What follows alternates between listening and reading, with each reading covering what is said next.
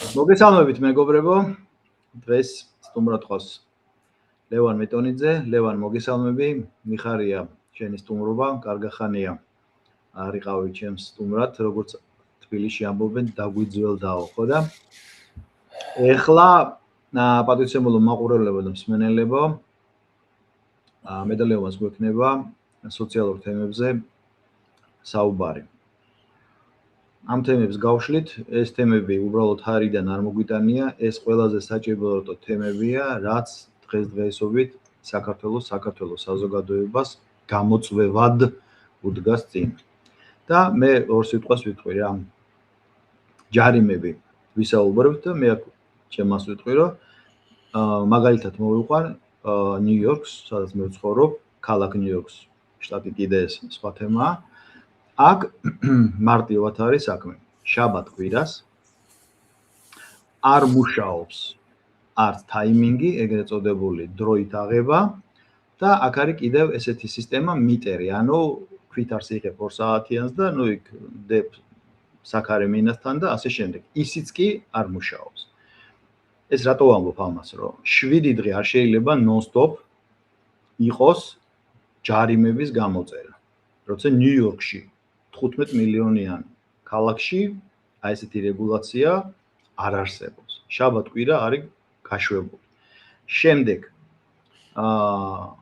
საღამოს 8 საათიდან დილის 8 საათამდე ნებისმიერ დღეს სამუშაოა თუ უქმეებზე გითხარით, ასევე არის free, ანუ თავისუფალი, შეგიძლია დგომა.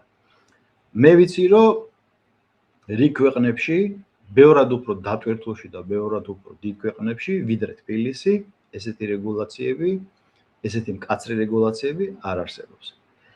ეს რაც შეეხება ჩვენს საჯარიმო სანქციებს მოსახლეობის მიმართ. და ეხლა მე მინდა რომ ლევანმა თქვას თავის აზრი და მაგალითისთვის ბერლინი მოიყვანოს და ლევან გაუყვეთ ამ თემებს, შენ რა აზრის ხარ, რა რეკომენდაცია გაქვს და შემდეგ კიდე ორი თემა გაქვს და იმ ორი თემის წინსწრებითაც შემას ვიტყვი. გისმენ ჩემო კარგო. მოგესალმები ნიკა, მივესალმები ჩვენს მაყურებელს.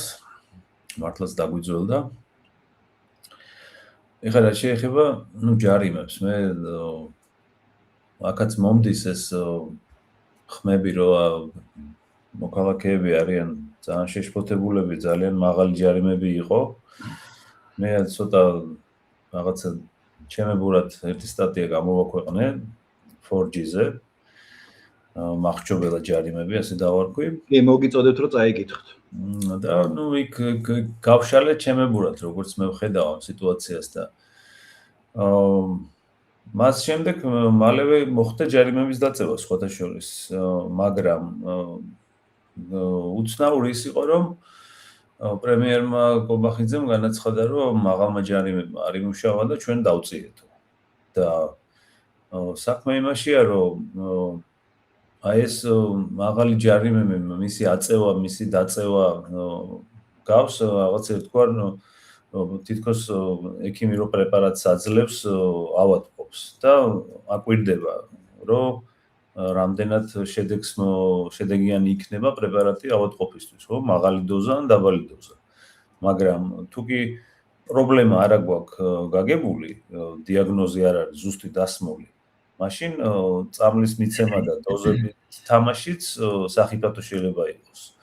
და ჩვენ ვხედავთ, რომ საზოგადოებაში ძალიან დიდი იყო პროტესტი ამ ჯარიმებზე, იმიტომ რომ ძალიან ციფროვიზაცია მიმდინარეობს, მაგალითად თბილისის, ძალიან ბევრი კამერებია და ხაზიდან რაღაცა სანტიმეტრით გადასვლა საბურავით და უკვე რაღაცა 100 ლარიანი ჯარიმა და მოკლედ საკმაოდ ის იყო ძიმე მოქალაქის ჯიბისთვის და ეხლა მაგალითად ფინეთი ავიღოთ, ეხლა გერმანიაზეც ვიტყვი, მაგრამ ფინეთში მომწონს კარგი მიდგომაა, რომ მოქალაქის შემოსავლიდან გამოითვლება ჯარიმა.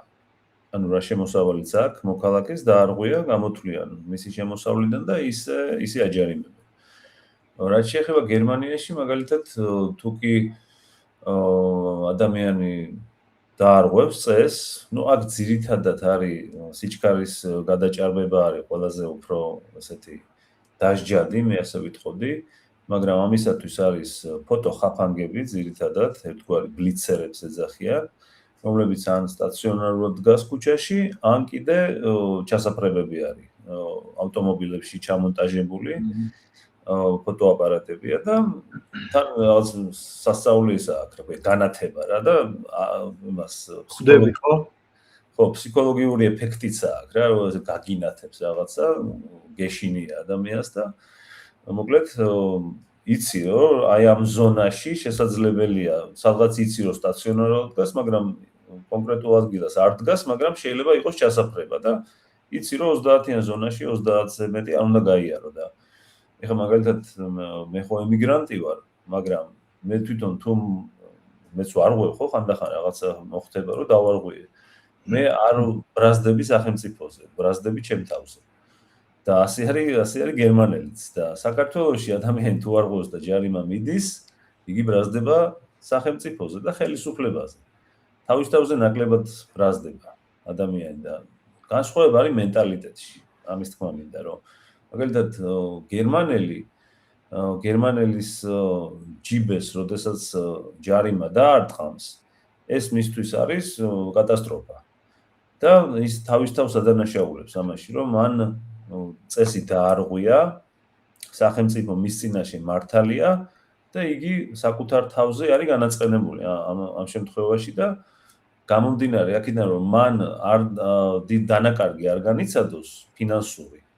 იმიტომ რომ აქ ძალიან უფრთხილდებიან თითოეულ კაპიკს გერმანიაში წმინდა სიტყვა შპარენ დაზოგვა შესაბამისად ძალიან ზოგავენ თანხებს და ხა თავისი ბრალეულობით ადამიანი რომ ჯარიმას აიკიდებს ასე ვთქვათ ეს უკვე მისთვის ძალიან სერიოზული პრობლემაა და ყველა ცდილობს რომ დაიცვას წესრიგი და რადგან ფინანსური სანქცია არის საკმაოდ დიდი დარტყმა მისთვის ფსიქოლოგიურად და საქართველოში და ქართველისთვის ფინანსური სანქცია კი არის დარტყმა ჯიბეზე მაგრამ მენტალურად განსხვავდება ქართველი გერმანელისგან, იმიტომ რომ შესაძლებელია მისთვის რაღაცა ერთგვარი პრესტიჟის საკითხიც კი იყოს, რომ სადღაც წესიც კი დაარღვია. თლად ბოლომდე არ ემორჩილება წესებს, არ ემორჩილება რეჟიმს, სახელმწიფოს და ასე შემდეგ. ანუ ეს არის ერთგვარი პროტესტი და ამბოხი და მეამბოხესულის მენტალობის შედეგი. და გამომდინარე აქედან შენ რომ ამ ჯარიმას თქვა აწევ და გახთი ამას დიდს, ის მენტალობა არ იცვლება. ის ურტყამს ჯიბეს, მაგრამ ზრდის ამავე დროს აგრესიას და აგრესია იზრდება სახელმწიფოს წინააღმდეგ. და გერმანიაში კიდევ ვიმეორებ, სახელმწიფოს წინააღმდეგ აგრესია არ იზრდება. თუ მე დავარღვევ, მე ვიცი რომ მე დავარღვი, ეს ჩემი არჩევანის შედეგი იყო ან შეცდომის. და აქედან გამომდინარე მე უკვე ჩემ თავს თხოვ პასუხს და შესაბამისად ვიცავ წესს. ეს არის განსხვავება, ძალიან მნიშვნელოვანი განსხვავება და გადმონერგვა მაგალითად იმის დასავლური სტილის კამერების დაყენება, ყველგან ჩასაფრებები და ასე შემდეგ მენტალიტეტს არ ცვლის. ეს ამაზე კვლევებიც არის ჩატარებული და საკმაოდ ავტორიტეტული და ძალიან საინტერესო ესენია, რა ქვია, ტექსტები ამაზე დაწერილი. ყველა ქვეყანას და ყველა ერს აქვს თავისი სპეციფიკა. თუ გახსოვს ფილმი აფონია, გემახსოვრება თავისთავად, ხო? როგორ ერთი საყვარელი ფილმია. მას რომ კოლექტიურ გაკიცხვას უტარებენ, ხო გახსოვს? რაღაცა შადრევანზე ვიღაცა რომ დასვა და ასე შემდეგ და ასე შემდეგ. ანუ კოლექტიური გაკიცხვა, რეპუტაციული ზიანი, მაგალითად ჩვენაერი ტიპის ადამიანებისთვის უფრო მეტია და უფრო მნიშვნელოვანია, ვიდრე ფინანსური ჯარიმა. აქ დასავლეთში მაგალითად, ანუ მანდაც ალბათ, რა ინდივიდუალური ის არის, ხო, მიდგომა, მაინც ადამიანი ინდივიდია და ასე ჩამოყალიბდა და ჩვენთან მაინც კოლექტიური მენტალობის ხალხია, ჩვენ ერთმანეთს უყურებთ, ჩვენ გვაქვს ნათესაობა, მეზობლობა, მეგობრობა, ასე შემდეგ და ასე შემდეგ, რაც ჩვენ ერთმანეთში და ერთმანეთის წრეში ვცდილობთ, რომ ვიყოთ კარგი და წარმოსადეგი ადამიანები, მოქალაქეები ან ამ კოლექტივის წევრები. და შესაბამისად, თუ ჩვენ ვიფიქრებთ, რომ მაგალითად გარკვეული რეპუტაციული ზიანის შედეგად უფრო შესაძლებელია ადამიანის ქცევის მოწესრიგება, მაგალითად ქართველის, ასევე შეიძლება წამახალისებელი კონკრეტული ქმედებები იყოს მოფიქრებული, მაგალითად რაღაცა წლის მძღოლი, ახლა ესე უტრირებ, მაგრამ როდესაც მაგალითად ადამიანი არის დასაქმებული ბანკის თანამშრომელია და ბანკში კონკრეტულ ადამიანს რაღაცა რეპუტაციულად შეექმნება კონკრეტული იმიჯი, რომ აი ეს ადამიანი არ არღვევს წესებს და არის ჩვენი საუკეთესო მუშაკი ამ თვალსაზრისით და მას რაღაც გარკვეული წახალისება. რაღაც, ბევრი ამის მოფიქრება შეიძლება გარდა სასჯელებისა და გარდა ჯარიმებისა. იმიტომ რომ მენტალობა ქართველის გულისხმობს ერთგვარ ამბოხს და არ ემორჩილება ასეთ აგრძალვებს და ასეთ სანქციებს. და ამაზე უბრალოდ არის საფიქრალი, რომ ახლა რომ დაუწიეს მთავრობამ რომ დაუწია ეს ჯარიმა, ის მენტალობა ხო არ შეიცვალა. კი, თვითონ მთავრობა გამოჩნდა, რომ თქვათ ეს არის, რა ქვია, მობიერია. რომ ჩვენ არ ვფიქრობთ მაინამაინც თქვენი ჯარიმებით ბიუჯეტის შევსებას. და ეს კარგი ნაბიჯია, თქვათ, მაგრამ ეს მდგომარეობა დარჩა. რომ მაგალითად, აი თანასწორობის საკითხი თუნდაც, აი თანასწორობის საკითხს რო შევეხოთ ახლა საგზაო მოძრაობაში. არის გარკვეული ხაზები, სადაც თქვათ პოლიცია ან სპეცსამსახური გადაადგილდება, იმიტომ რომ ეს სამსახურეობრივად თქვათ ეკუთვნის, მაგრამ თუ კი ამას დეპუტატი ან ვიღაც გარკვეული პრივილეგირებული ადამიანი აკეთებს და ამ დროს საცობია და მოქალაქე საცობში დგას და შენ ვიღაცა ჩაგიქროლებს თქვათ ადამიანი, რომელსაც არ ეკუთვნის. შენ ამ დროს ფიქრობ, ხო, დემოკრატიაში და ამგვარ კულტურაში შენ გეუნებიან, რომ ჩვენ ვართ შენი დაქირავებული, შენი მსახური, შენ აგვირჩიე, მანდატი მოგვეცი და შენ ამ დროს დგახარ საცობში, ვერ იწვრი რაღაც 1 საათი და ამ დროს შენი დაქირავებული და შენი მსახური ჩაგიშხუილებს და გარბის თავის გზაზე.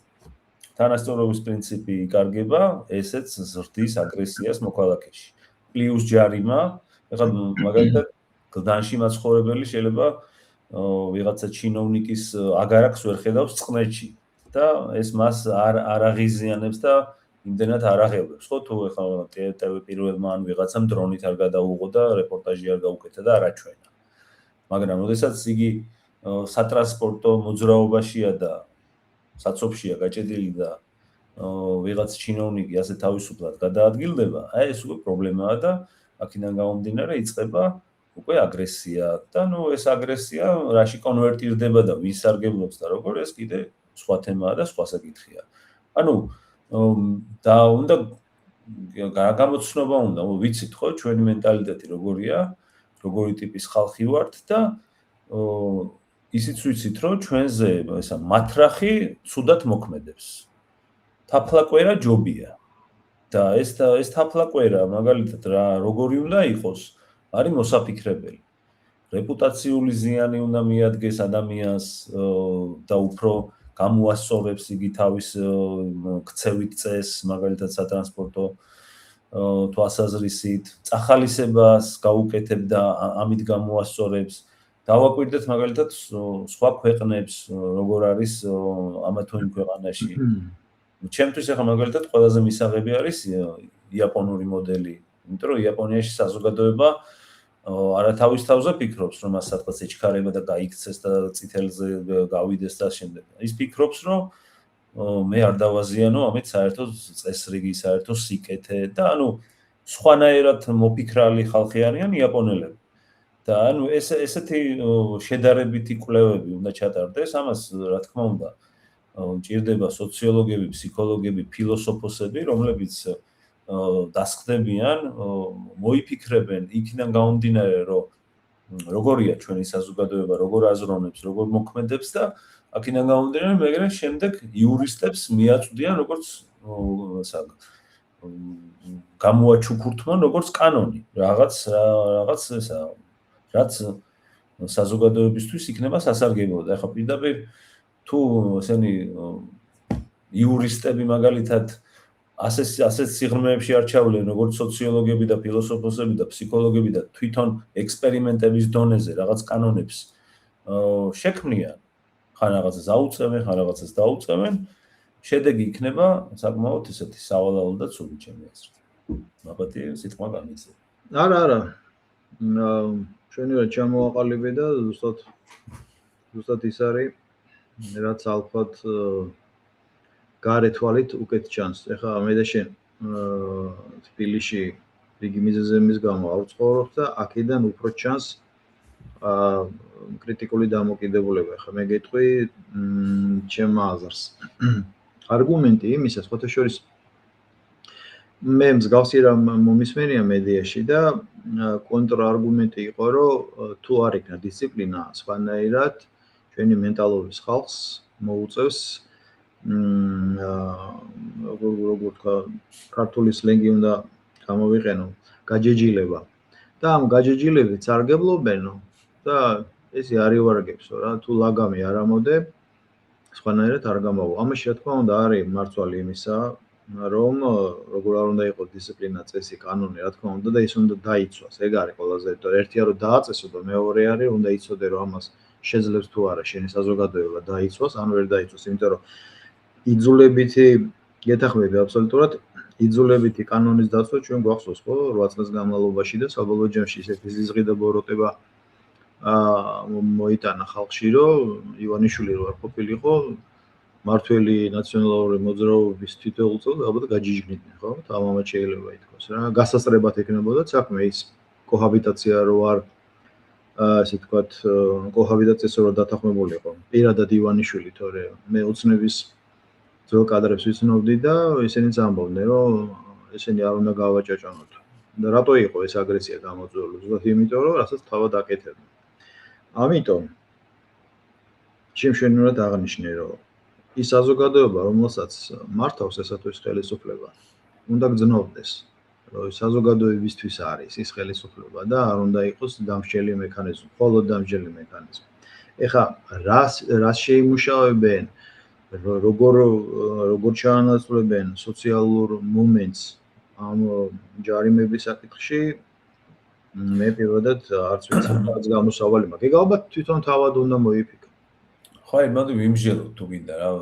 კი ბატონო. მზა რეცეპტი მე არ მაქვს რა თქმა უნდა, მაგრამ ჯარიმა ხა გააუქმეო, ჯარიმის გაუქმებას ამას არ ვამბობ რა თქმა უნდა. არა, ეგ რა. ხო, ჯარიმაც არის რა თქმა უნდა. ხო, ჯარიმაა, მაგრამ ჯარიმასთან ერთად რო იყოს გარკვეული წამახალისებელი რაღაც აქციები მაგალითად. ეგ ორგანიზაციებს შეუძლია მართალი ხა, წლის განმავლობაში ვიღაცამ არ მიიღო უარყოფითი პოინტი და რაღაც ხო, რაღაც ან бенზინ გასამართ სადგურზე რაღაცა 5 ლიტრი დაუმატეს საჩუქრად ასეთ ადამიანს მისცეს ვაუჩერი, ტალონი რაღაცა, რომ ადამიანს ერთი წელი რო ჯარიმას არ აიკიდებს, იმას 20 ლიტრიც ეკითხება. ხო, აი რაღაცა. მინდა კითხრა. ხო, ამ თბილისის პირობებში. კი ბატონო, ხო, ასეთი ამის მოფიქრება შეიძლება ძალიან მარტივად ჩემი აზრით, რომ ადამიანს კი არ შეაშინო და კი არ იმას აკნა, რა ქვია, გული კი არ გაუხეთქო, რომ ოდნავ ხაზის გადაცდენაზე რაღაცა 100 და 200 ლარი მოგივა და ასე შემდეგ და ასე. უნდა იყო მკაცრი, რა თქმა უნდა, აი ისა, ვინც ნახშომიჯდება საჭესთან, ხა დედაშვილი დაიღუპა იმაში, გორში, ხო? აი ეს არის კატასტროფა და მე თვითონ ჩემ ოჯახში დიდი ტრაგედია დატრიალდა წლების წინ, არ მინდა ამაზე საუბარი, მაგრამ ვინ თუ არა მე ვიცი რა არის, თქვათ, თვალი არაკაცი რომ ოჯახის წევრს მოგიკლავს. ხო და აქედან გამომდინარე თვითონ ასეთი ძღოლებისთვის უნდა იყოს ძალიან სიმკაცრე, მაგრამ ამავე დროს ისიც გასათვალისწინებელია, რომ ეხლა ჩვენ ღვინის სმელი ხალხი ვართ და ჩაიზე ვერ გადავალთ, ხო? აქაც მოსაფიქრებელია, ანუ არ უნდა წავიდეს ადამიანი რესტორანში მანქანით, მაგალითად, ხო? არავითარ შემთხვევაში. ხო. აი რაღაცა ამაზეც საფიქრალია, როგორი ფორმით შეიძლება იყოს ეს გაკეთებული, რომ ვთქვათ, ადამიანი არ მიდიოდეს საჭესთან არ ჯდებოდეს, მაგალითად თუ მიდის საკეიფოდ. და ახლა კეიფი ღმერთმა ნუ მოგვიშალოს, ხო? აი რაღაც ასეთი ესენი, რა ქვია, უნდა დასკდნენ ადამიანები და იფიქრონ, რომ რატო ხდება ისე, რომ ახლა მაგალითად თუ კი კონკრეტული ისა არიგას მაგალითად სამუდამოს უშჯით, იმიტომ რომ თქვათ მან იცის, რომ სიკვდილის გამყიდველია, ხო? მისი პროდუქტი მოკლავს ადამიანს. და ასევე უნდა იცოდეს ჩვეულებრივ ადამიანმაც, რომ ნასვამი თუ დაჯდება საჭესთან, იგი პოტენციური მკვლელია. ანუ ეგეთი შედარება რო გავაკეთოთ, ხო? ანუ და თუ კი ჩვენ იმას ვსჯით ასე მკაცრად, ასეთი ადამიანის მკაცრად დასაჯელია, იმიტომ რომ იგი უკვე პოტენციური მკვლელია, როდესაც საჭესთან დაჯდა. ნასვამ მდგომარეობაში და აი გორის ტრაგედია, ხო, სულ ბოლო. და სტატისტიკა ხო საერთოდ საოცრებაა, ხო, 500 ადამიანამდე წელიწადში უკარგავთ. წარმოიდგინე. სასმელის გამო. ხო, აი ამის, სიჩქარის ფხიზელიც აჭარბებს სიჩქარეს და უყვარს. სხვათა შორის ახლა გერმანიაზე რო ვთქვათ, გერმანიაში არის სოფლიოში ყველაზე ჩქარი ავტობანები. და აქ არის ულიმიტო გზები. ანუ შენ თუ გყავს მანქანა, რომელიც დადის 500-ით, შეგვიძლია გაიარო 500-ით. არ არის პრობლემა. შენ ხაზში, რა თქმა უნდა. და ყოფილა საოცარი ავარიები, რაც ჩემი თვალითაც მინახავს, აი ვერტალიოტით რო ჯდებიან და მიცვალებულები და ესენი რომ ხო, ფატალურად თავდება ბუნებრივია. ხო, რა თქმა უნდა, ახლა ასეთი სიჩქარით რო რაღაცას დაეჯახები და როდესაც შევიდა ბუნდესტაგში კანონპროექტი, რომ აიკრძალოს ულიმიტო ესენი, რა ქვია, სიჩქარეები, თვითონ მათ ბუნდესტაგის წარმომადგენლებმა ჩააგდეს ეს, იმიტომ რომ თვითონაც მოწონთ ამ ადამიანებს 500-ით და 300-ით სიარული, თვითონაც დადიან. მაგრამ რო ჩვენ სტატისტიკას გადავალოთ თვალი 80 მილიონიან გერმანიაში. რა გამორიცხულია, რომ თქვა ამხელა რიცხვი მივიღოთ სიკვდილიანობის. წარმოიდგინე. ანუ ეს არის კატასტროფული მდგომარეობა და აქაც ძალიან სერიოზული და ესეთი სკრუპულოზური საფიქრალია და ამის შედეგად მე რაღაცა ნაბიჯებია მისაღებდა. მე არ ვიცი საქართველოში მე ხა კი ვადევნებ, მაგრამ ძირითადად ვადევნებ საინფორმაციო ველს. ადრე მე ამას ვამბობ ალბათ რაღაც 15 წლის წინ იყო ესეთი პროექტი, მეც მონაწილეობდი ირიბად არასამთავრობო ორგანიზაციები, რომლებიც მუშაობდნენ მოძრაობის უსაფრთხოებაზე. იქ იყო საუბარი და მე მაგალითად მაშინ მე მომეწონა ეს იყო სოციალური რეკლამა. ხვდებით? ყველაზე გამოჩენილი პირები, აი ვინც სათაყვანოა ქართული საზოგადოებისთვის, ეს ახალგაზრდა იქნება, სპორტსმენი იქნება, კულტურის ხელოვანი, უნდა დაკავებულიყო ამ სოციალურ რეკლამაში და სოციალური რეკლამა რას გულისხმობს ახლა? მე ვიცი რომ ევროპაში არის, აქ ნაკლებად სხვათა შორის. არის, მაგრამ ისე რა, ევროპაში მახსოვს კარგად, გერმანიაში განსაკუთრებით და როგორც ჩანს ეს გამოწვეული არის ზუსტად იმ რაც შენ თქვი ეს ულიმიტო ავტობანებზე და რა იყო, ორწუთიანი რეკლამები იყო, ზოგი წუთ ნახევრიანი. ანუ სიუჟეტი იყო აგებული რა ტრამვა შეიძლება მოიტანოს ამა თუ იმ გადაცდომა. ეს იყო ძალიან კარგი იდეა. მე 10 წელზე მეტია უკვე აქეთ ვარ, მაგრამ არ ვიცი, მე არ მგონია რომ ეს პროექტი ჩაშვებული იყოს და ეს იქნება ძალიან კარგი. ყოველ შემთხვევაში მე რო ჩამოვალ, მე ინიციატორი ვიქნები ამ პროექტისა და მინდა რომ ძალიან ეს ჩემს პლატფორმაზე გაუშვა. იმიტომ რომ ამაზე კარგს ვერაფერს ვერ გავაკეთებ. გარდა იმისა, რეგულაცია არის სახელმწიფოს საქმე, საზოგადოების საქმე არის პროპაგანდა. მე მომხრე ვარ და ხა სხვამ თუ გააკეთა ღმერთმაში არ აქვს, მაგრამ მე რო ჩამოვალ ამ სოციალურ რეკლამას გავაკეთებ აუცილებლად. ხვდები ხო ეს რაზეა საუბარი? ეს ზებრაზე გადასასვლელად, სინთვალეზე და ასე შემდეგ, უამრავ რამეზე რა.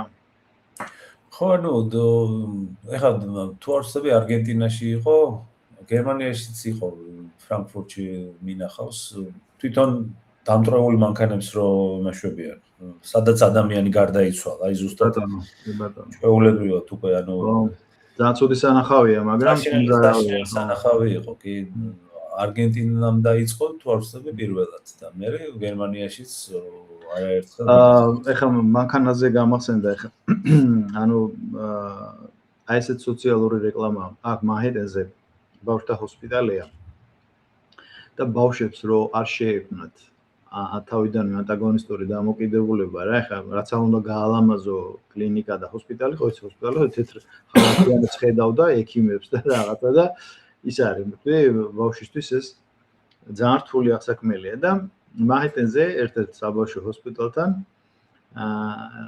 იდგა დალმატინელის ძაღლი ბუნებრივია მულიაჟი და ზემოდან ედგა ცხვირზე ედგა ყვითელი ტაქსი. ნუ ყვითელი ტაქსი ხო ნიუ-იორკის სიმბოლოა. ეს ისე საყვარლად ჩანდა, რამდენჯერ ჩამოვივლიდი, სულ ფიქრობდი, რომ ეხა ეს ხო ვიღაცა მოვიფიქრა. ეხა ხო ხდები აი კრეატიულობა რა და ბავშვები რომ მიდიან და პირველად უყურებენ აი ამ საყვარლად და დალმატინელი ეხა რომელ ბავშვს არ უყვარს და ყვითელი ტაქსის ასოცირებულია. თან ეს ლამაზად იყო რა დადგმული. ო და ეს რატო ვამბობ, რატო მოვიყვანე მაგალითად, ანუ აი ეს დაჭიჭყილი ავტომობილი, რომელშიც ადამიანი დაეყობა, იმასაც თავის ეფექტი აქვს რა. აქვე შენახსენე კარგად, რომ ციფროვიზაცია არის თბილისში, ამაში ალბათ ცუდი არაფერი არ არის, რომ უსაფრთხოების მიზნით, მაგრამ კარგად აღნიშნე, რომ ჩემი მეგობრები ხა ვინ ჩადიან თბილისში მიდიმოდიან, ხო ესე მითხრეს, რომ აი ესე იგი შუქნიშანთან ხო არის თეთრი ხაზი, რაც არ უნდა გადაკვეთო. და მაგალითად როგორც კიო, ესე ვთქვათ, ბამპერით აი ამ ვირტუალურად დაფიქსირებულ თეთრ ხაზს გადავდივარ, ეგრევე გიღებს და მოდის 100-150 გააჩნია ზონალობას. შესაძლოა ეს ნორმა იყოს, მაგრამ ეხლა მაგალითად ის ვიტყვი აქ როგორ არის, იცი რომ შუქნიშანზე ბუნებრივია უნდა გაჩერდე, აქ ორი აზრი არ არსებობს. აი ეს თეთრგამყოფი თეთრი ზოლი რო არის, იმას თუ შენ დავუშვით ბამპერით გადასწრი, ამაზე არ მოგდის ჟარემა. ხდები, ანუ დასაშვებად მიაჩნიათ ინერციის მომენტი. ყველაფერი ხო ფიზიკაა, ხო? დაამუხრუჭე, ნუ ცხელი საბურავი, ცხელი ასფალტი, ამ პირიქით წვიმა, თოვლი. ანუ იქ სადღაც მეტრამდე რო არ მოგატყო საშუალოდ რეგულაციაში მახსოვს ადრე როცა დავჯექი პროფესიულად საჭესთან. ხდებით, ეს თეთრი ხაზი არის დასაშვები, რა ლუფტია. ნუ რა თქმა უნდა არ უნდა გაყოცხირი, მაგრამ დასაშვებია. შემდეგ კიდე მაგალითად ორ ღერძა უწყვეტი ხაზი. როცა წინ დაბრკოლებაა ჩვენ აქ შეგვიძლია რომ გადავიდეთ და მერე დავბრუნდეთ. რაც არ უნდა გასაკვირი იყოს, იმიტომ რომ წინ რამდენჯერ პოლიციის მანქანა მოდის და მაშუკებით მანის შესო გითმო გზას გადმოკვეთე და მერე დაბრუნდე. ხო და არის ბევრი რამე და მე რომ ამას რო ლაპარაკობ, მე მითხრეს ბიჭი, მაგრამ შენ თბილისში აქ როგორ დავდივარ თუ ჩვენო. იქო ნუ რა ვიცი, თვის განმავლობაში ეს 1000 ლარსო დააგროვებ, შეიძლება მეცაცო და ერთ 5 პოინტსო რა უეჭველიო. ხო და მოკლედ ბევრი რამეა რა განსაზღვროს, რამას რეგულაცია ჭირდება და მე ყველაზე ძალიან რეგულაციების იცი რა მწყის. ეხლა სხვა თემაა, მაგრამ წამლებების რეგულაცია მოინდომეს, ისე გამოვიდა რომ ხელისუფლებამ დათმო. სუპერმარკეტებში საკვე პროდუქტებზე ფასების რეგულაცია მოინდომეს, აქაც გამოვიდა რომ სახელმწიფომ დათმო. ამ ჯარიმებს იგონებენ, მე არევერსებენ და ხანდახან ისე მგონია, ჩემ ხშირად ვამბობ ხოლმე ამას ყველაფერს თემების შესაბამისად ჩემს რესპონდენტებთან, რომ ხანდახან ვფიქრობ, რომ გადაწყვეტილების მიღებისას რაღაცა ფოკუს ჯგუფი კი არ იკრიბება, რა უნდა ვქნათ, როგორ ჯობია და რამე. აი ესე ზიან და მოდი ეხლა აქ ესე გავაკეთოთ რა და არ არის ჩვენ არ ვიცით ეგ როგორ ხდება, მაგრამ ნუ ეხლა ექიმის დაბეჭდილება მჭება რა. ექიმის ეს რომ მოვიყვანე ანალოგია, ექიმი როდესაც ვერ ადგენს დიაგნოზს, იწვევს კონსილიუმს და კონსილიუმი მერე რაღაცა ერთობლივ გადაწყვეტილებას იღებს და იწყებენ მკურნალობას. არ ვიცი აქ ვინ იღებს გადაწყვეტილებას და მერე მეორე ეუბნება რომ ეგრე არ ივარგებს და ესე ეუბნება არა ივარგებს და აი მოდი ვნახოთ და 3 თვის თავზე ხო გეუბნებოდი არ ივარგა და მაშინ კაი დაავალრნოთ. რაღაც აი არ ვიცი. ხო არა ნუ როგორც ადრე იტყოდა ძველი კინო კლასიკოსი ნისერიოზნა, друзья, несерьезно.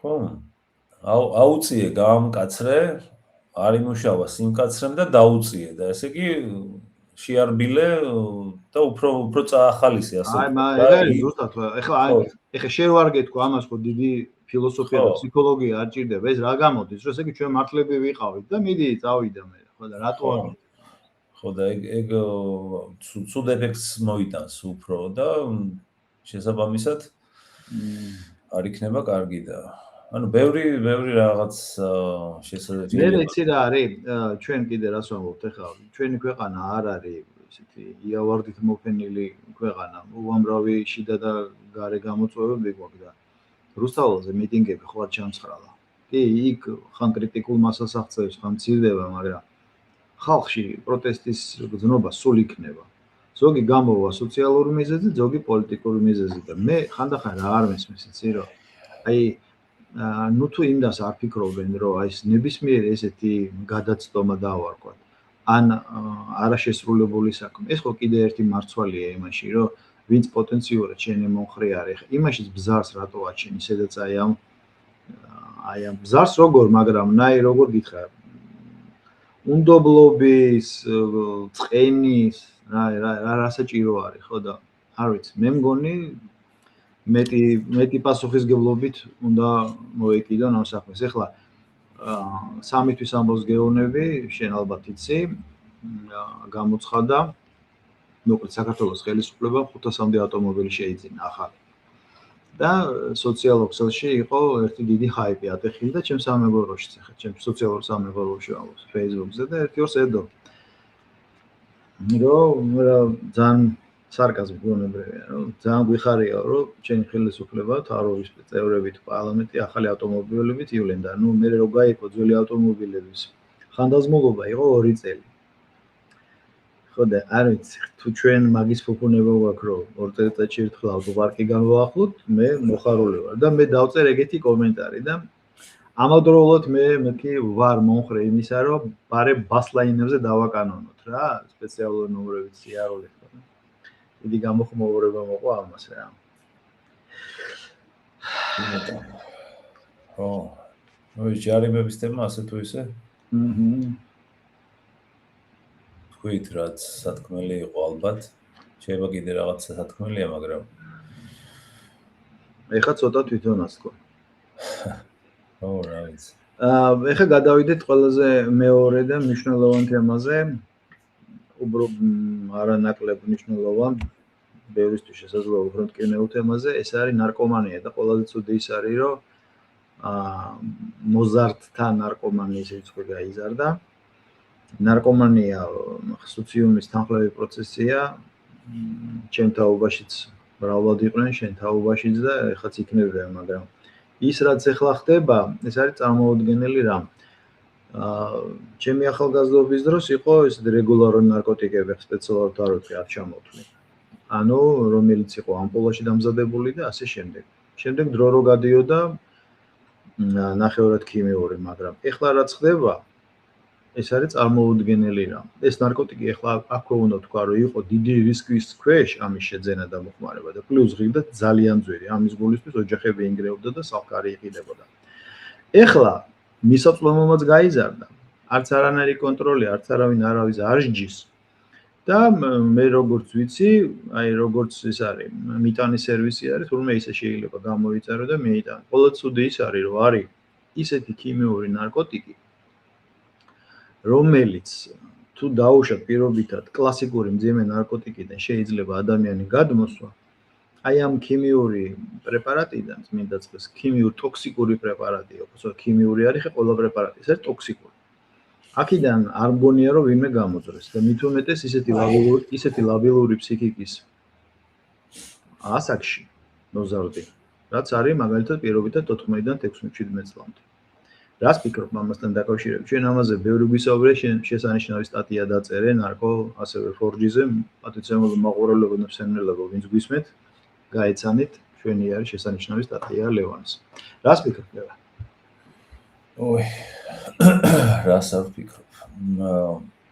ხო ეგ ესეთი პირადულიც არის, ბავშვობის მეგობრებს ეხება, ხო იცი? ბავშვობის მეგობრები არიან ბავშვობის მეგობრები და ყველანაირი მეგობრები ყავს მე პირადად და ჩემი ორი ბავშვობის მეგობარი ბევრი დაიღუპა საერთოდ უამრავი ნაცნობი, რა ვიცი, ძალიან ბევრი, მაგრამ ამ ბოლო დროს ახლა რაზეც მინდა ვთქვა, შესავალი გავაკეთო. ეს არის აი ჩვენი თაობა რა, მაგალითად ჩვენი თაობის პრობლემა, რომელიც იყო დრო, როდესაც ნარკოტიკები შემოიყარა ქვეყანაში და ანუ რა თითქმის ყველა რავი, ძალიან ბევრი ადამიანი მოიხმარდა ნარკოტიკს და ერთი უბედურება ის არის, გოგოებს მოწონდათ ნარკოტიკების მომხმარებლები. და სრუგმირის სინდრომი. პრესტიჟის ის იყო რა, ნიშნების მატარებელი იყო ნარკომანობა ჩვენ თაობაში. და ამ ჩვენი თაობის, ხო, შენ თაობასაც გულისხმობ და ჩემ თაობასაც დიდი განსხვავება მაინც არაა ჩვენ შორის. ეს ადამიანები დღეს მაგალითად არიან მეტადონის პროგრამაში ძალიან ბევრი. და ეხლა კარგი გაკეთდა ერთი რომ სახელმწიფომ თავზე აიღო ეს მეტადონის პროგრამა და კერძო რაღაც ორგანიზაციებს ეს მოაშორა, მაგრამ თვითონ მეტადონი ეს არის ძალიან ვერაგი პრეპარატი. ეს არის ფაქტიურად ანესთეზია. ადამიანი არის სულ გაბრუებული, როგორც სხეულის თვალსაზრისით, ანატომიურად, ასევე გონებრივად. ანუ ამ ქვეყნებად არ არის რა, ასე ვთქვათ. და არგუმენტი ის არის, რომ ეს ადამიანები აღარ იპარავენ, აღარ ართმევენ, ოჯახიდან არ გააქვთ და რაღაც ანუ დოზა აქვთ და ამ დოზით ემაშვებიან რა. მაგრამ ეხლა ეს ბავშვობის მეგობრები რო ვახსენე. ესე იგი ეს ორი ადამიანი დაიღუპა გარკვეული დაავადებებით, ორივე სიმსივნით.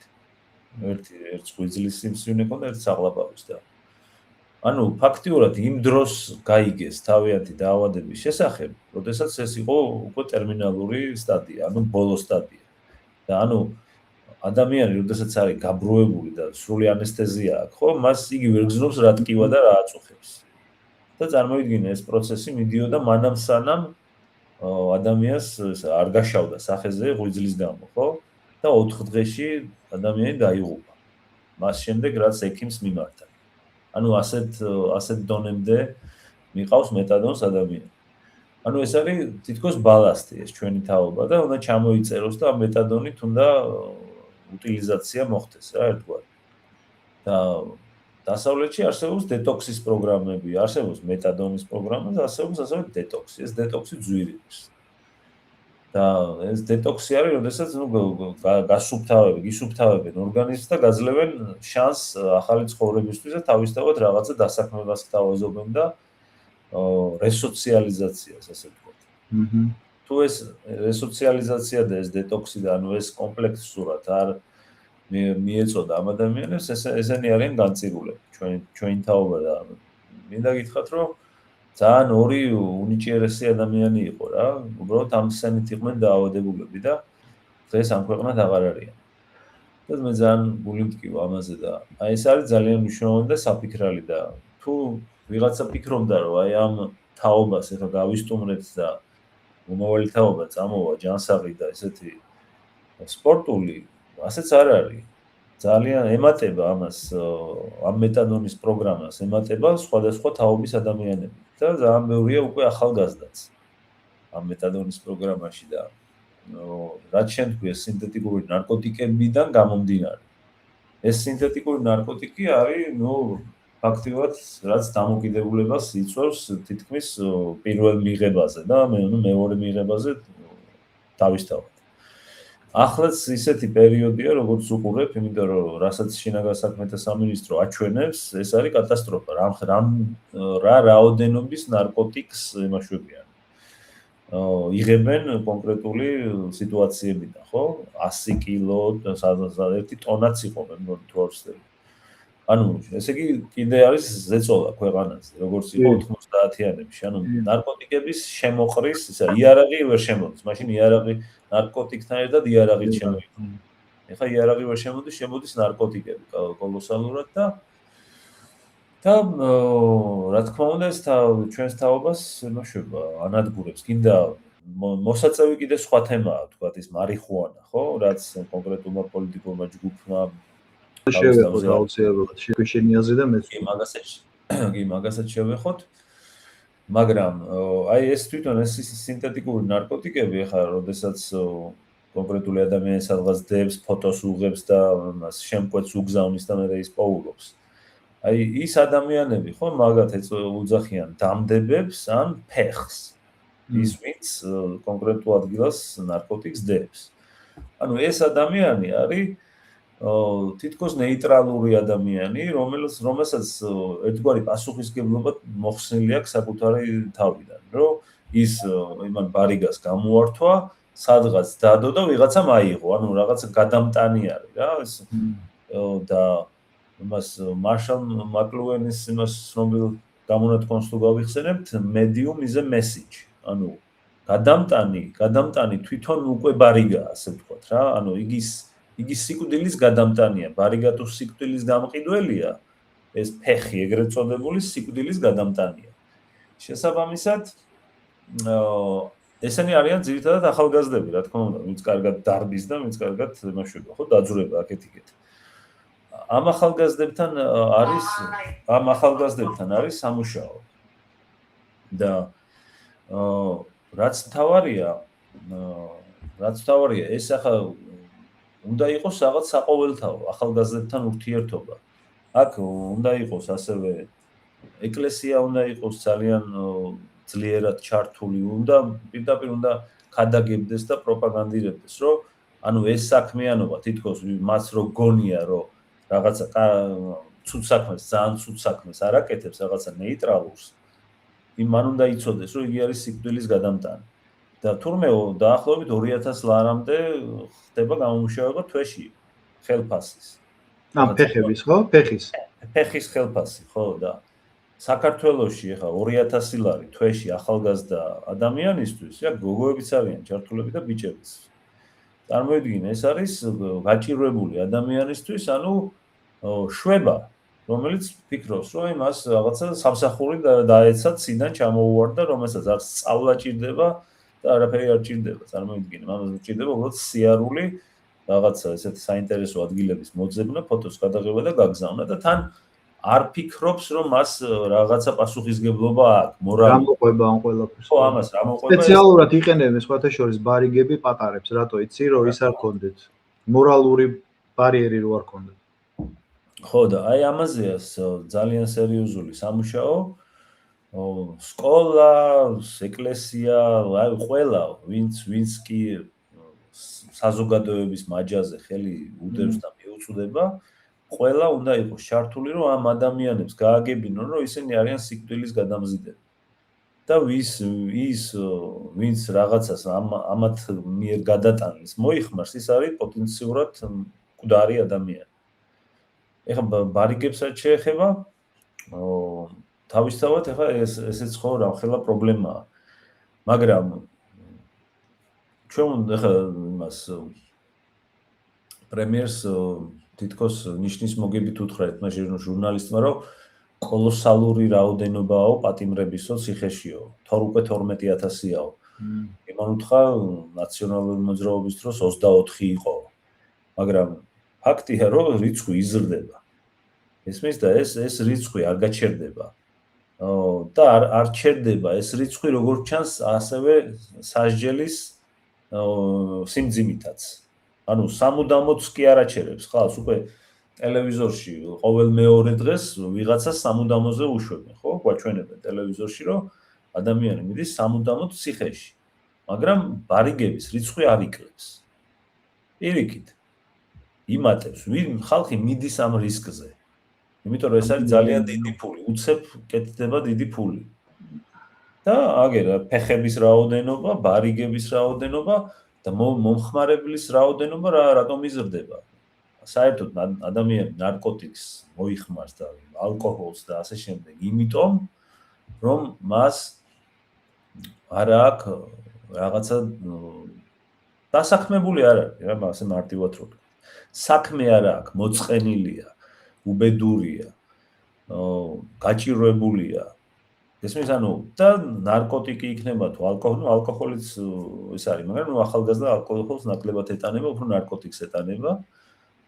მოიხმარს, იმიტომ რომ თავი იგრძნოს ადამიანად და ეს რაღაცა მასტიმულირებელი საშუალებები მას თავს ადამიანად აგზნობინებს. და ეს არის უფრო მოძრავი და მობილურია რა, რაღაცა წავა დაჩალიჩდება, რაღაცას იშოვის, სახში რაღაცას მიიტანს, გოგოს რაღაცას სადღაც დაპატიჟებს, ანუ ეს მისი ძრავია, ასე ვთქვათ.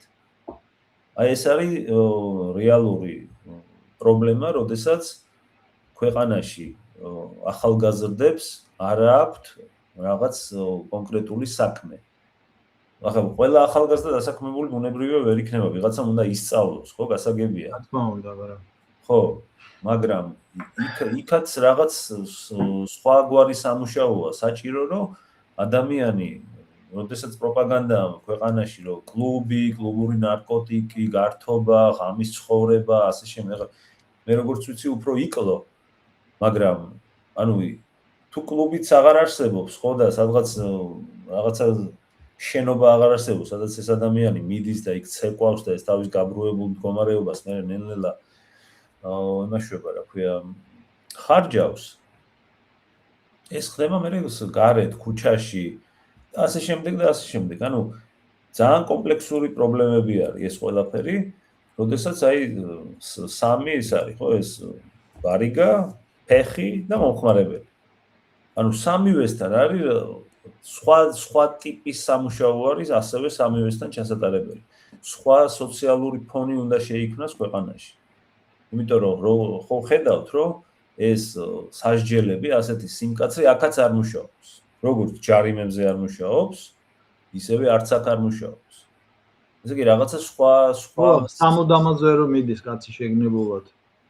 ხო, წარმოვიდგინე, ახლა სამუდამოზე მიდის ადამიანი, მაგრამ და თან გუშინ ნახა ტელევიზორში, რომ მისი კოლეგა გაუშვეს სამუდამოზე. იმის მაგირვას, რომ უნიტაზში ჩარეცხოს ეს მთელი მისი ნარკოტიკები რაც აქვს და დაივიწყოს ეს საქმიანობა, არა, აგრძელებს.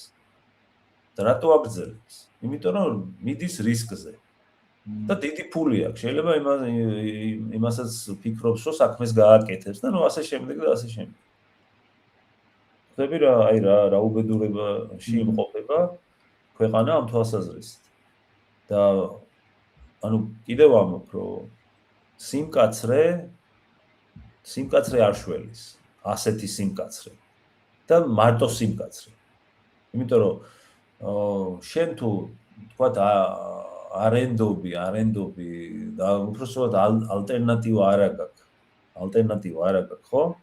მაშინ შენ ნარკოტიკს ვერ მოეშვები და თუ შენ ნარკოტიკს ვერ მოეშვები, თუ კი არის ესა რა ქვია მოთხოვნა, მიწოდებაც აუცილებლად გაჩნდება და კიდევ ერთხელ ვამბობ, რომ როგორც ჩანს ძალიან დიდი ზეწოლა აქვს ქვეყანაზე და ნარკოტიკების რაოდენობა აი ასე დინარეებივით მოედინება.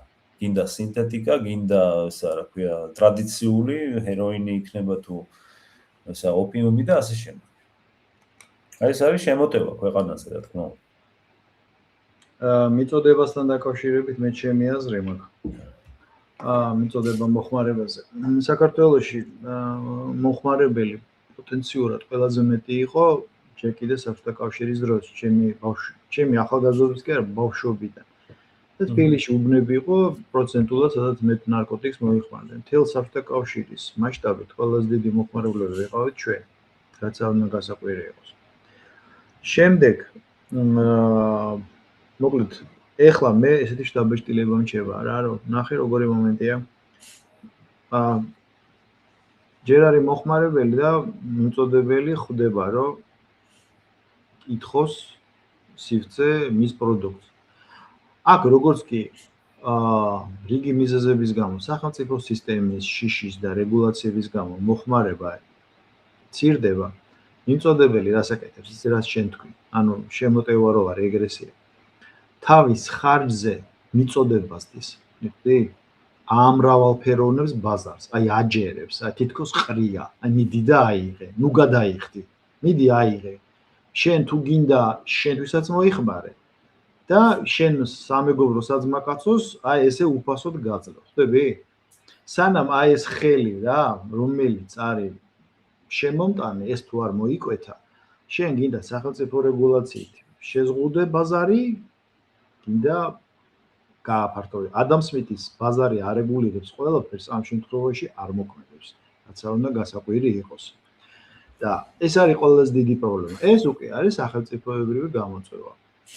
ამას სხვა არაფერი არ ქვია. ეს არის ომი, ეს არის გამოცხადებული ომი. ეხლა რომელი სახელმწიფო გვიტევს, რომელი არა სახელმწიფო, მაგრამ რაღაცა გაერთიანება კარტელური ჩვენ ქვეყანას ტრანზიტად იხმერებენ და ეს რაც საქართველოში ხდება, ეს უბრალოდ side effect-ია, თანხლები პროცესი და ლექი რჩება და უბრალოდ ჩვენ ცოტანი ვარ და ლექიც იმიტომ გვახჭობს. ეს კიდე სხვა მოკვლევის საქმეა. მაგრამ ფაქტია, რომ ქვეყანაზე არის შემოტევა. ეს კიდე ერთხელ ვამბობ, იმიტომ რომ უბრალოდ ჩვენ ტრანზიტი ვართ, ერთი, ან მეორე, იმიტომ რომ ეხლა ეს უკვე კონსპიროლოგიაში ვარ წავიდე, ჯობია კითხვები დავტოვოთ, ვიდრე ჩვენ თვითონ ეხლა რაღაცა შევხვდეთ. შენ რას ფიქრობ? ეხლა თუ 90-იანებთან თუ პარალელს გავავლებთ, ესე იგი ნარკოტიკიც იყო და იარაღიც იყო. ნარკოტიკებშიც ვკვდებოდით და იარაღით ერთმანეთს ხოცავდით, ხო? და ფაქტიურად ქვეყანა იყო რაღაცა წვეთომაზე შეერთებული და ანუ ისე არსებობდა. მე ნელ-ნელა სხვა სიტუაცია განვითარდა, ხო? მე მაგალითად ახლა სააკაშვილის პერიოდში ძალიან კაცრი ხელი, სხვათა შორის იმასაც ვიტყვი ახლა სამართლიანობა მოითხოვს, ისიც ითქვას, რომ ერთი ჩემი ნაცნობი დააკავეს, და დაიჭირეს სააკაშვილისთვის და 4 წელი მოუწია ციხეში ყოფნა და ეს ადამიანი ისეთ მდგომარეობაში იყო, ერთ-ორ თვეში გარდაიცვლებოდა რა. ციხემ გადაარჩინა. დედამისი რო იყო იმაზე შესული პაემანზე, ვაიმე, ჩემი შვილი დავიბრუნეო. ესეთი ლოყები დაედო. ესმის ან ბედნიერი იყო ქალი. ანუ ეს ხო ის არის რეპრესია, ხო ჩვენ ხო, ანუ ძალაუნებურად გადააგდო რა. ხო, ანუ გადააგდო ადამიანს, ანუ ზოგი ჭირი მარგებელია. ანუ ესეც არის, რა თქმა უნდა. მაგრამ ნახე ციხეში რა ხდებოდა და თქვათ რა მოიტანა, თქვათ ამ რაოდენობამ ციხეებში ამდენი ხალხის რაოდენობა, ის კიდე ცალკე ადამიანის უფლებად დარღვევა იყო და ცალკე წამება და ასე შემდეგ, ხო? მაგრამ აი ახლა ჩვენ რო ხედავთ, რომ მაგალითად ქვეყანაში რაოდენობა იზრდება რაოდენობა მომხმარებლის, გამსაღებლის, ფეხის თუ ხელის, ეს იმას ნიშნავს, რომ არც მომხმარებელს აქვს ალტერნატივა, არც ფეხს აქვს ალტერნატივა და არც ბარიგას არ აქვს ალტერნატივა. გესმის? მაგალითად, ეხლა ფეხი, რომელიც 2000 ლარს შეულობს თვეში და რომელსაც ასევე ემუქრება დაჭერა და მჟავრის დადება. მას რო კონდეს, თქვათ 1000 ლარიანი ალტერნატივა, ალბათ არ იტყოდა თანხმობას არ გამოთქონდა 2000 ლარიან ფეხობაზე. კი. და 1000 ლარიან სამუშაოს დათანხმდებოდა რაღაცას. ხო და ახალ ფეხი ან ამ შენი ფეხით გარბი ხარ საზღვარგარეთ. ესმის? აი ეს მდგომარეობა. მომხმარებელი კიდე თქვი რომ მას ადამიანი არის უბედური და შესაბამისად უბედურ ადამიანს ჭირდება რაღაცით თავის გახალისება.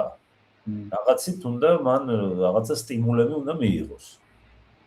და ამ ნარკოტიკის ფული რო აღარ იქნება, გადავა ალკოჰოლზე. იაფიან ალკოჰოლზე და ნუ ეს უკვე არის საბოლოო მდგომარეობა ადამიანის. ეგ არის გამოწერილი ცეროზე. ნარკომანის მერე რომ ალკოჰოლიკი ხდება. ან ჩაჯდები მეტადონის პროგრამაში და მაინც გარდაიცვალა. მაინც წახვალ ქვეყნად ნაადრევად. აი ეს არის ჩემი ხედვა რა, ჩემი დაკვირვება.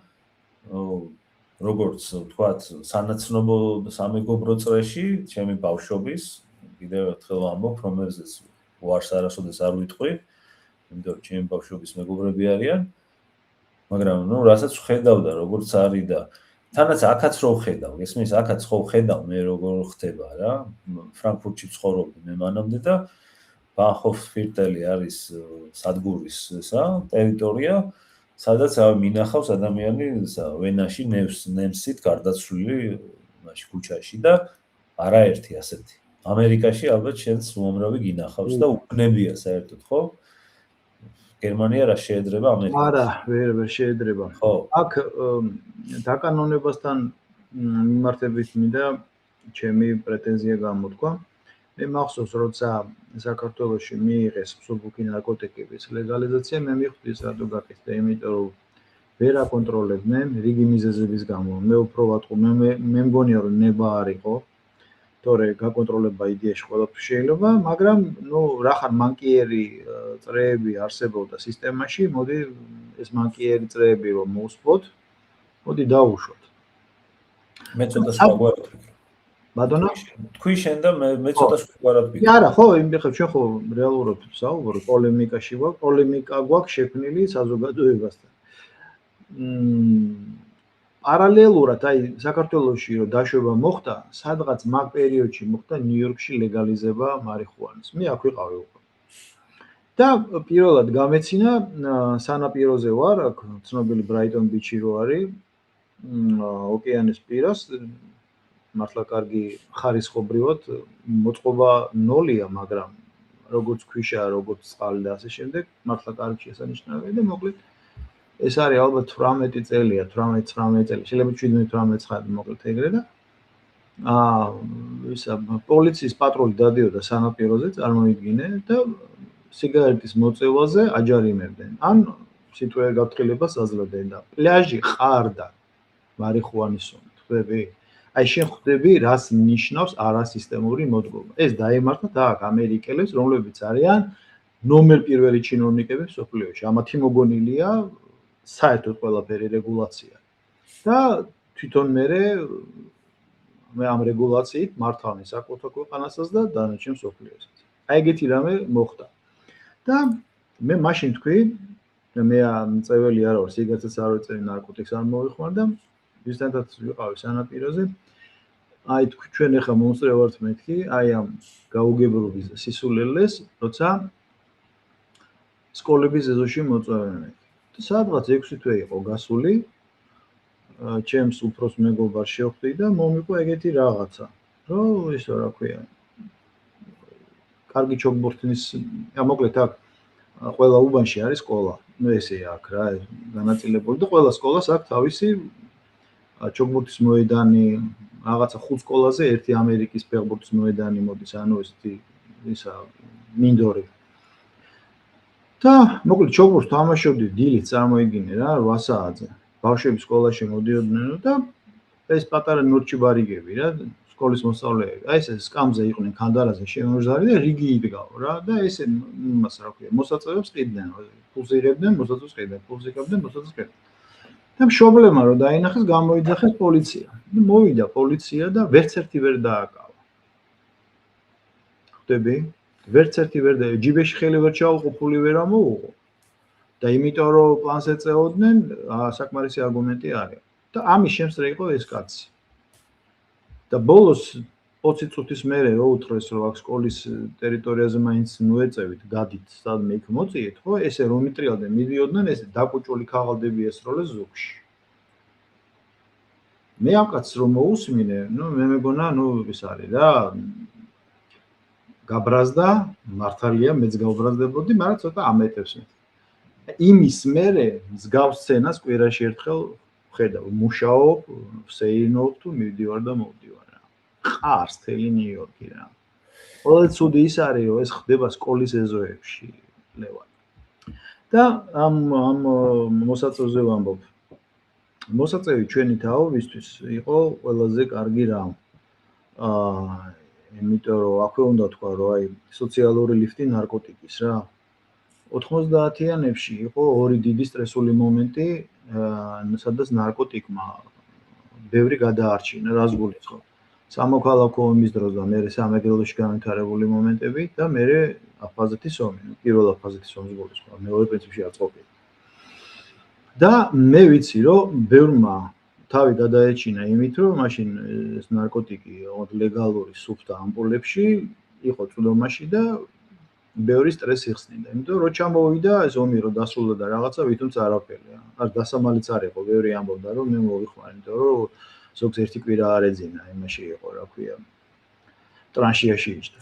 ხო, ბევრი დამოკიდებული გახდა. უფრო მეტი დამოკიდებული გახდა, ვინ გადარჩა, მაგრამ ნახე რას ვამბობ, ჩემი ახალგაზრდობის დროს 90-იანების დასაწყისში, ხო? ეს ამ ნარკოტიკს ჰქონდა სოციალური მოვლენა რა. იმიტომ რომ ძალიან მძიმე ჟამი იყო, ბევრმა მოიხმარა და დარჩა მომხმარებელი, ბევრი მოიხმარა, გადარჩა და გამოძრა. მაგრამ ამას ჰქონდა თავის განსაზღვრა. მიხდი, რომ ცუდი დრო იყო, შუქი არ იყო, საბორავები იწოდა ცენტრალურ გამზირებზე. ახლა ხო ოქტომბერში ინტრავენურ ნარკოტიკზე ლაპარაკობ. ხო, ინტრავენური რა. მოკლედ რა, ვიტყვი მორფინი და პროფიდოლი რა, შუშის. იყო მაშინ, ამ ხელა მოხმარება არ იყო და იმიტომ. და წარმოგიდგენე ოქტომბერი რომ თორდებოდა, ყველას ჰქონდა ის განცდა, რომ მაისამდე უკვე კერასინკი და ისა რა, ტელევიზორს ვერ უყურებ და ასე შემდეგ. და ჰქონდა ამას ეს მოვლენა. ეხლა მე მეგონა რომ ეს არის კარგი ცხოვრების გამომხატველი. ანუ მივხვდი რომ აი კლუბი, რაღაცა ტუსოვკები, ესე რომ ვთქვათ, კარგი მანქანა, კარგი რაღაცა და პლუს უკვე ინტრავენულს ვიღა იკეთებს ახლა უკვე მოდი ესე ვთქვათ რა, ნოვატიეთ და გოიმობა ახლა ვენაში სწავლას გაკეთება. ახლა ჯობია შეიქმნოსო რაღაც ენის ქვეშ დაიდო და რაღაცეები ასე შემდეგ და ასე. ყველა ნარკოტიკს თავისი მაგრამ ახლა შენ რაც თქვი, აბსოლუტურად გეთანხმები. აი ამ კარგი ცხოვრების მომხმარებელი არის მიზერი. დანარჩენი ეხლაც მოიხმარ ზუსტად იმიტომ რაც შენ თქვი რა. იმიტომ რომ არ არის დასაქმებული, თulis რომ არ გაუმართლა რომ საქართველოში დაიბადა, გაიზარდა, თulis რომ მის გარშემო ყველა კარგად ცხოვრობს და ერთ არამე დარჩენია რომ მიეცეს იმას დავიწყებას რა. და ბოლო კაპიქს მიდის და იყენებს და დაიწყო იმანაც ალბათ პირობითად მეტად ხარისხიანეთ და მე ბიუჯეტი რომ შეუმცირდა და გასაყიდი აღარაფერი, მოსაპარი აღარაფერი დარჩა სახში, მე გადავიდა იმ საზღვრებაზე და რაც დაასრულებს მის სიცოცხლეს აუცილებლად ახლო მომავალში და ამის მაგალითს ახლა გეტყვი რა ხან შენ მე ამერიკაში როგორ არის, ფილადელფია არის ეგეთი ცნობილი ქალაქი, ყოფილი დედაქალაქი, სადაც კონსტიტუცია ინახება ამერიკის შეერთებული შტატების და ფილადელფიის რიგ უბნებში და ეს არ არის ერთეული. შეგიძლიათ მაყურებლებო YouTube-ზე დევს და თქვენ თვითონ დაგუგლოთ, ახლა არ გამოვიტან. აი ესე როგორ წვანან და არანაირი მნიშვნელობა არ აქვს რასას, კანისპერს, აღსარებლობას. იქ მორჩა იქ ყველა ერთი ნაცრისფერი ფენა. აი ესე წვანან და რამდენი არის, რომ მაგალითად ვენიდან ვერ ასწრებს გამოღება შპრიცის და იმ ქვეყნად მიდის რა. ეს მოხდა აი აქ, როცა ლეგალიზაცია დაუშვეს და კალიფორნიაში, კერძოდ სან-ფრანცისკოში, იქაც ანალოგიური სიტუაციაა რა. კალიფორნიაში, რომელიც იყო წამყვანი შტატი და იყო სავიზიტო ბარათი ამერიკის შეერთებული შტატების. კერძოდ ქალაქი კალიფორნია თავად, არანაკლები იყო ნიუ-იორკზე. და აი იქ იმ ბატონმა გევინ ნიუსემმა, რომელსაც პრეტენზია აქვს, რომ იგი იმსახურებს ამერიკის შეერთებული შტატების პრეზიდენტობას და იმედი მაქვს, რომ ვერ ეღირსება, აი მის მმართველობის დროს, აი ეს ულამაზესი შტატი, შესანიშნავი კლიმატით და ხალხით, იმ დროის ესეთი გამოირჩეოდა კარგი ხალხით, მიიყვანა ამ მდგომარეობაში. ასე რომ თუ არ იქნა რეგულაცია, ოღონდ რეგულაცია როგორ? სოციალური პროგრამა პლუს რეგულაცია, ხო? მე არ ვიცი. ვინ დარჩება საქართველოში, მართლა არ ვიცი, იმიტომ რომ მე ისიც კარგად მაქვს გაცნობიერებული, რომ ჩემი თაობა ვისი შვილიშვილებს უთქათ ეგ პრობლემები, ისინი ყველა ცდილობენ რომ საქართველოს გაარიდო.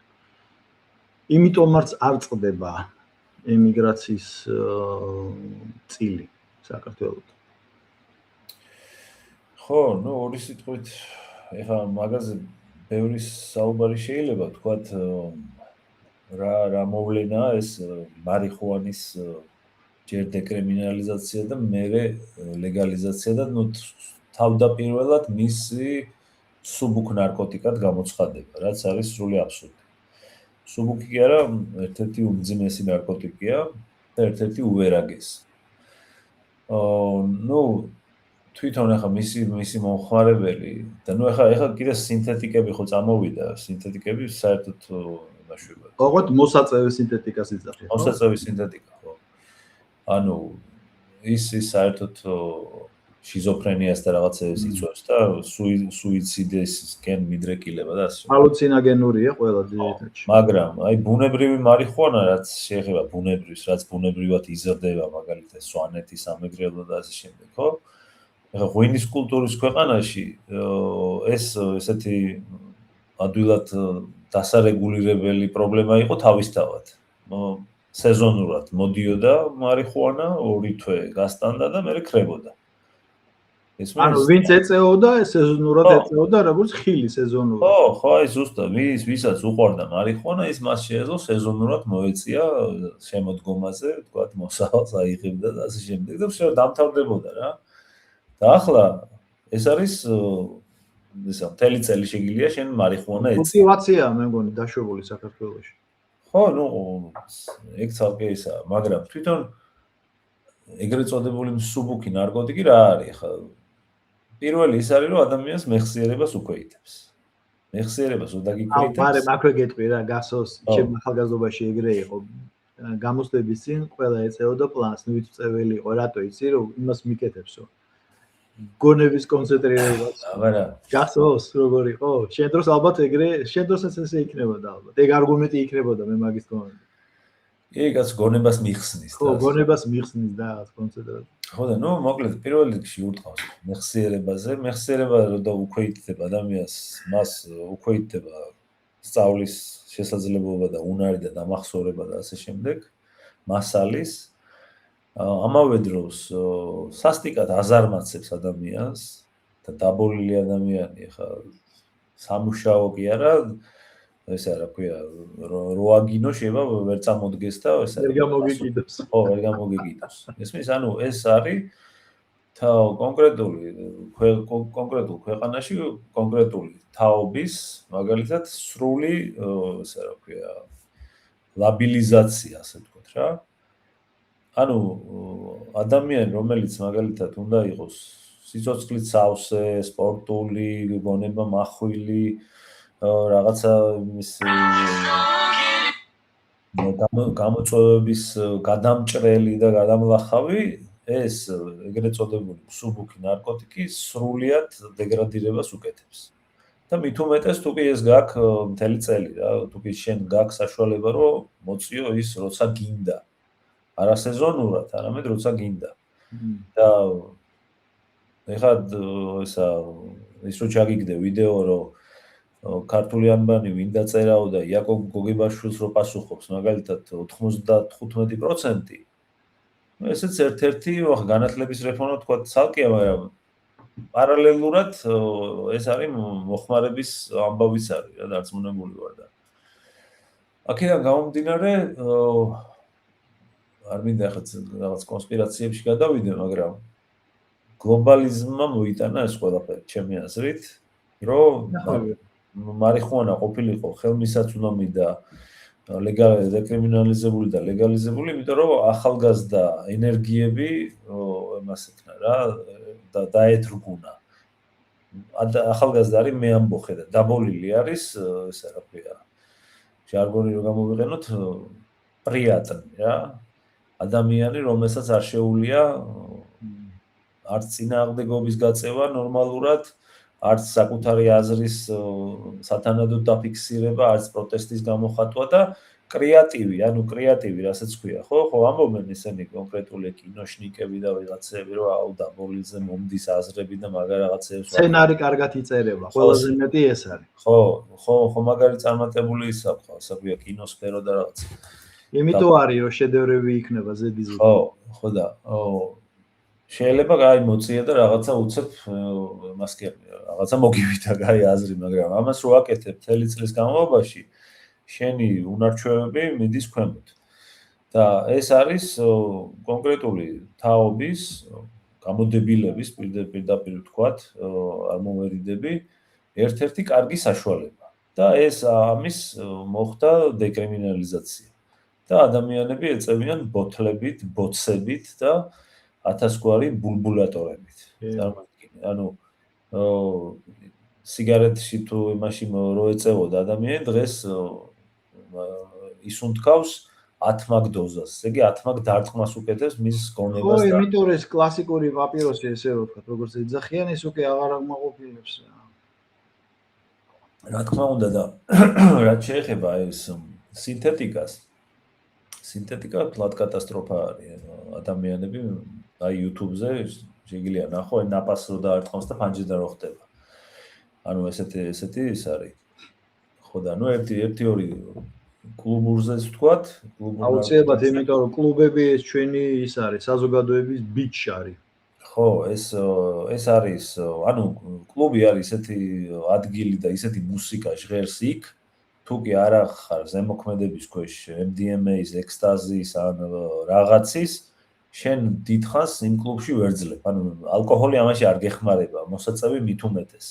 შენ გჭირდება ზუსტად ის პრეპარატი, რასაც იქ თავაზობენ და რაც არის ჰარმონიაში, ასე ვთქვათ, იმ მუსიკასთან. შენი მდგომარეობა, შენი ფიზიკური მდგომარეობა უნდა იყოს იმ მუსიკასთან და იმასთან, რა ქვია, ბიტებთან და რაღაცებთან ჰარმონიაში.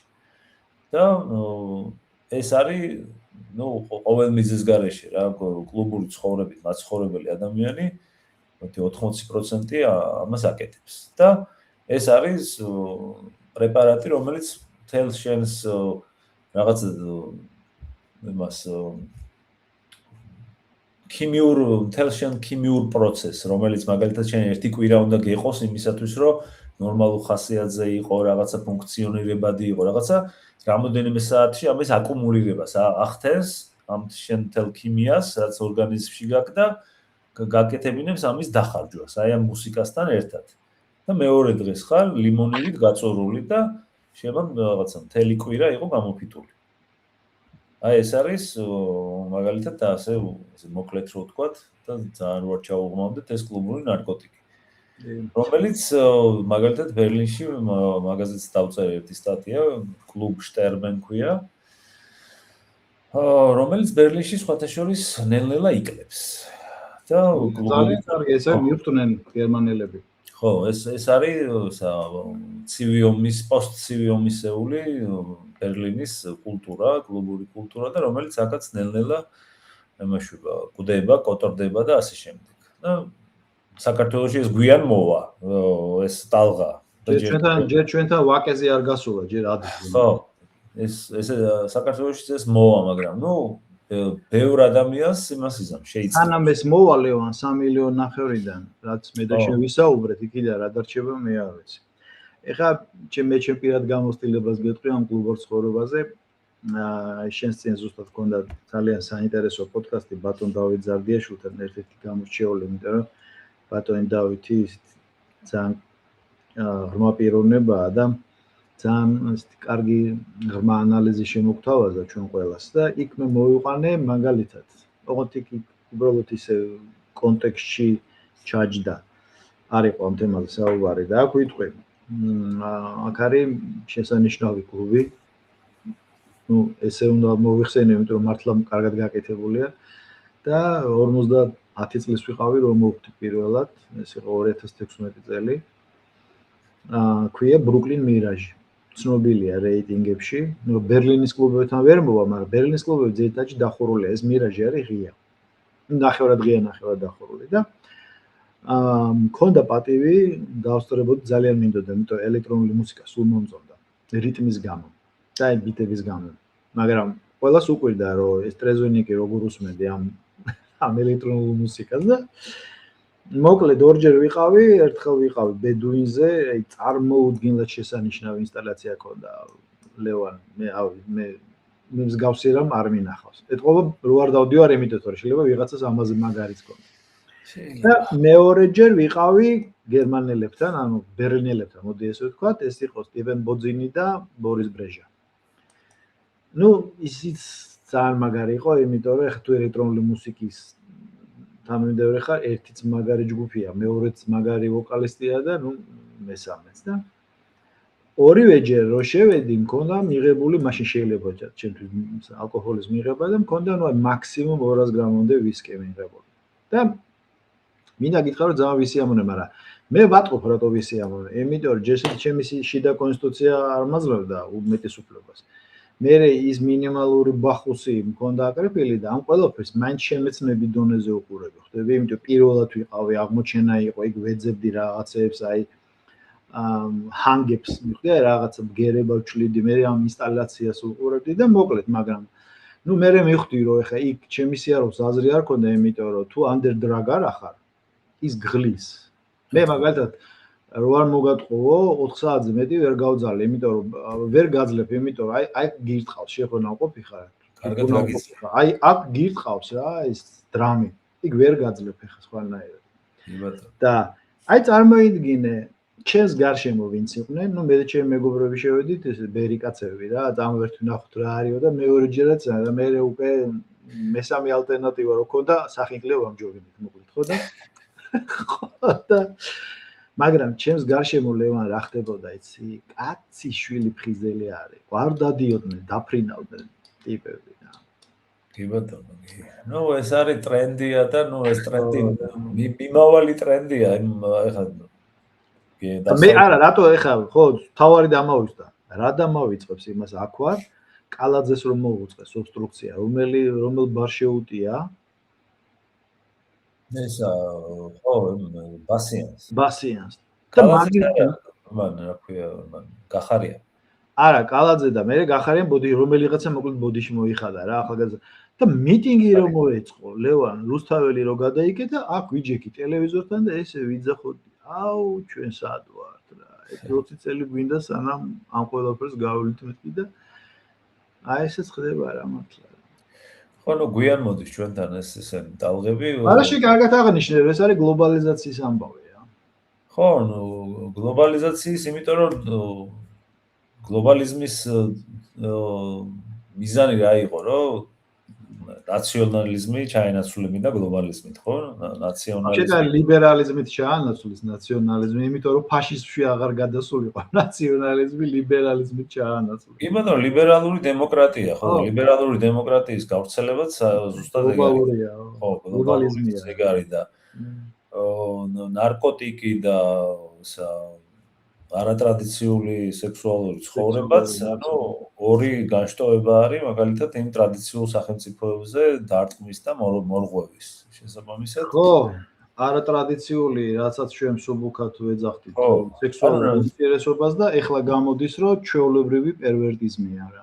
ანუ იმაზე რომ გავჩერდეთ, თქვა ნარკოტიკზე, ნარკოტიკს რა შეუძლია მოარღვიოს საქართველოში. ქართული სუფრა, სადაც ღვინო არ დაილევა.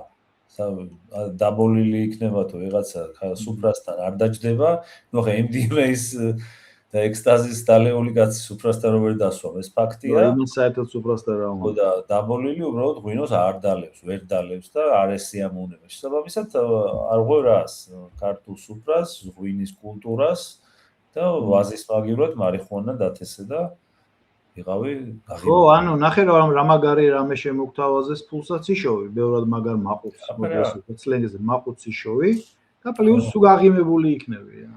ღვინოს დასავლეთში ვერ ყიდი ახლა, იმიტომ რომ აქ დაკავებული სეგმენტია და მარიხუანა შეიძლება გაყიდო კიდეც. ხო. თან ბარემ აქვე ის ჩავამატებ, რომ გოჩა სოფოროშოვთან მქონდა ასევე საინტერესო პოდკასტი ღვინის რეგულაციებთან დაკავშირებით და აქ მე მოვიძიე ინფორმაცია მეგობრებმა მითხრეს, დისტრიბუტორებმა მოუთხრეს რა, ბრუკლინის დისტრიბუტორებმა, იმიტომ ქართული ღვინო მანჰეტენზე არ არის, 1-2 დილას არის. ქართული ღვინო არის იქ, სადაც არის პოსტსაბჭოთა საზოგადოება. აღარ იყიდება ღვინო. ქართველები არ უგულისხმია. 35 წლის ასაკშიო, ნუ პლუს მინუს, უკვე ღვინო საერთოდ აღარ არის პოპულარული. აღარ იყიდება. ხო, მოკლედ, მე მგონი ძალიან ვარ გადავალოთ ჩვენი მაყურებელი. კიდე ერთი თემა იყო, მაგრამ სხვა დროის ხო, ლევან პატივცემულო მაყურებლებო, ლევანმა შესანიშნავი იდეა მომაწოდა, რომ რაღაცა ინტენსივობით, არ ვიცი, კვირაში ერთხელ იქნება თუ დღეში ერთხელ, ჩვენ სპეციალურად შევიკრიფებით და თქვენ შემოგთავაზებთ სოციალურ თემატიკასთან დაკავშირებულ პოდკასტებს. ეს ძალიან მნიშვნელოვანია. პოლიტიკურთან ერთად ბუნებრივია. და აქ არის ძალიან ბევრი თემა. აქ არის ციხეები, ანუ პატიმრების რაოდენობის და რასაც დღეს ვერ მოვასწარით. ასევე იქნება ორგანიზებული დანაშაული და ორგანიზებული დანაშაული და ეს ყბადაღებული კანონიერი ქურდების ინსტიტუტი, რომელიც ხან ჩდება თურმე სახელმწიფომ დაჯაბნა და გაანადგურა და მერე უცებ. აქ იქნება ღვინის კულტურა და საერთო ტრადიცია რატო იკარგება და უამრავ ბევრ თემაზე მე სურვილი მაქვს ლევანთან ეს არ შეგვითანხმებოდ ახლა ვიტყვი თუ იმეს გსურთ შემოგვიერთდით ძალიან მნიშვნელოვანი და ტკივნეულია ჩემთვის ის რაც ახლა ხდება ახლა ფეხბურთის ჩემპიონატმა ჩაიარო სპეციალურად პოდკასტი ამაზე იმიტომ არ გავაკეთე მე მინდა გემბლინგზე ცალკე გადაცემა ჩავწერო იმიტომ რომ მეთვლი რომ ნარკოტიკთან ერთად ეს არის კოშმარი და მე იცი რა მყავს რომ ყველა ტოპ პოდკასტერი და არა მარტო ტოპ პოდკასტერი, სხვათა შორის არასპორტული, შეიძლება ხელოვნებაზე იყოს, ყველა სპონსორი არის გემბლინგ კომპანია. ეგ არის კომპრომისი სინდისთან. Вот так. ჩემო ბატონებო, ამიტომ თემები იქნება უამრავი, იქნება სოციალური დატვირთვის და მე მოხარული ვიქნები თუ თქვენ კომენტარებში თქვენ ას დატოვებთ. ამ შემთხვევაში ამ კონკრეტულ ვიდეოზე და თუ გააზიარეთ კიდევ უფრო კარგი და მოკლედ გველოდეთ. ამ თემებით მე და ლევანი შევხვდით და საინტერესო სიუჟეტებს შემოგთავაზეთ. ლევან, დიდი მადლობა. არაფერს შემოგარგო. ბედნიერად თქვენს გემშვიდობებით პატივცემულო ტელემაყურებლებო და მსმენელებო და აბა ბედნიერად და საუკეთესო სურვილებით.